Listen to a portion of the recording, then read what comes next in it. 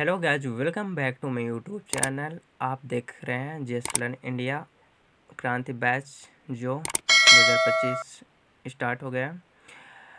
आज हम बात करेंगे भारत का स्वतंत्रता संग्राम भाग 3 और भाग 2 में हमने इससे पहले भाग 3 में 1947 से जो हुआ था प्रमुख स्वतंत्रता उसके बारे में चर्चा किए रहे हैं। और आज हम बात करेंगे स्वतंत्रता के बाद जब भारत 1947 से 1991 तक प्रमुख घटनाएं।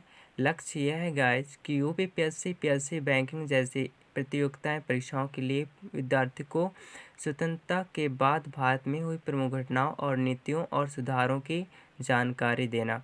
तो गाइज आज हम पहली बात करते हैं अभिवादन और पुनरावृत्ति से। Welcome back to video part 3 guys. Video सत्र में हमने भारत के स्वतंत्रता संग्राम और 1947 में मिली स्वतंत्रता पर चर्चा की थी, जो भाग 2 है। आप प्लेलिस्ट पे जाके आप वीडियो देख सकते हैं गाइज। और हम आज स्वतंत्रता के बाद हम स्वतंत्रता के बाद भारत के विकास और चुनौतियों पर ध्यान केंद्रित करेंगे। और यह समझना ज़रूरी है कि आज़ादी के बाद जब भारत को किन किन समस्याओं का सामना करना पड़ा और कैसे हमने एक मजबूत राष्ट्र का निर्माण किया। तो गाइज, भारत की जो स्वतंत्रता है वो 15 अगस्त 1947 को स्वतंत्र हुआ था। और इसकी जो विभाजन का दर्द और इसके प्रभाव है, उसके प्रमुख नेता है महात्मा गांधी, पंडित नेहरू और सरदार पटेल। अब हम इसकी परिचय पढ़ेंगे गाइस इस विषय पर। आज़ादी के बाद जब भारत को राजनीतिक, आर्थिक और सामाजिक स्तर पर कई चुनौतियों का सामना करना पड़ा। इस चुनौती में हमने समाधान के लिए किए गए प्रयासों को 3 मुख्य हिस्सों में समझेंगे। पहला हिस्सा है राजनीतिक एकीकरण, सेकेंड है आर्थिक योजना और सुधार, तीसरा है सामाजिक और अंतर्राष्ट्रीय पहल।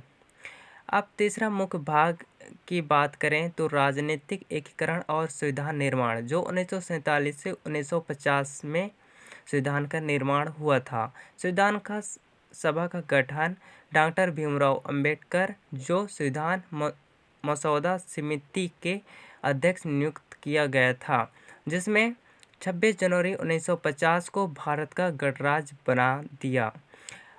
और राज्यों का एकीकरण सरदार वल्लभ भाई पटेल ने 562 रियासतों का जो भारत में विलय कराया। इसमें हैदराबाद, जूनागढ़ और कश्मीर के जो विलय के लिए कूटनीतिक और सैन्य प्रयास किए।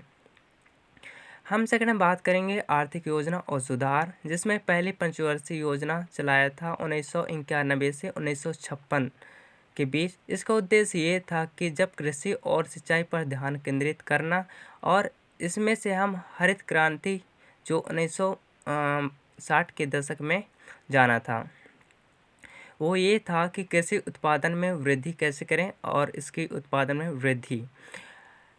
और प्रमुख वैज्ञानिक जिसमें MS स्वामीनाथन था, इसके औद्योगिकरण, सार्वजनिक क्षेत्र के उद्योग का विकास करना, इसकी इस्पात संयंत्र और पावर प्रोजेक्ट और रेलवे का विस्तार करना।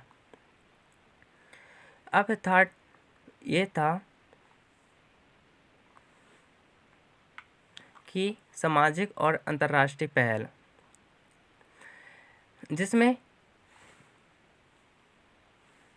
जिसमें सामाजिक सुधार और जातिवाद और अस्पृश्यता और उन्मूलन, जिसमें शिक्षा और स्वास्थ्य सेवाओं में सुधार मिला। और अंतर्राष्ट्रीय स्तर पर भारत ने कूटनिरपेक्ष और आंदोलन NAM में प्रमुख भूमिका निभाई। अब आता है भारत चीन युद्ध जो 1962 में चला। अब भारत पाक युद्ध जो 1965 और 1971 में चला। इसकी प्रमुख घटनाएं के बारे में बात करते हैं। स्वतंत्रता के बाद जो प्रमुख घटनाएं थी, पहला था कि 1962 का भारत और चीन युद्ध, जो भारत को सीमा विवाद में हार का सामना करना पड़ा, क्योंकि गाइस उस टाइम पे हमारा देश इतना मजबूत नहीं हो पाया था, जिस कारण वो हार का सामना करना पड़ा। सेकंड आता है 1971 का भारत पाक युद्ध, जो बांग्लादेश का निर्माण हुआ।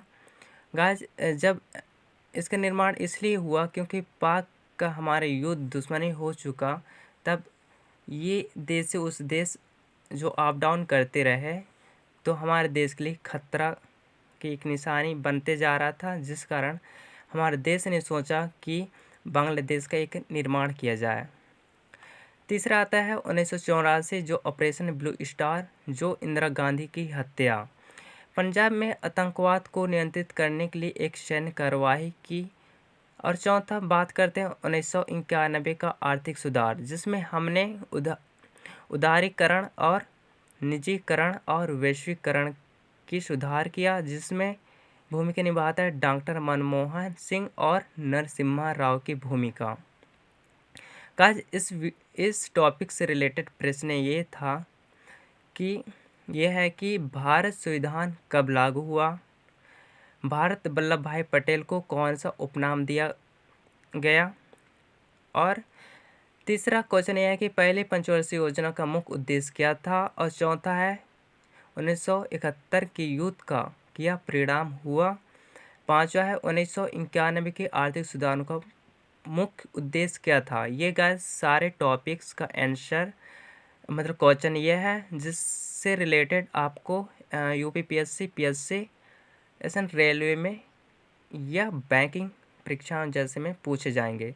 तो गाइस आज हमने स्वतंत्रता के बाद भारत की राजनीतिक और आर्थिक और सामाजिक यात्रा को समझा।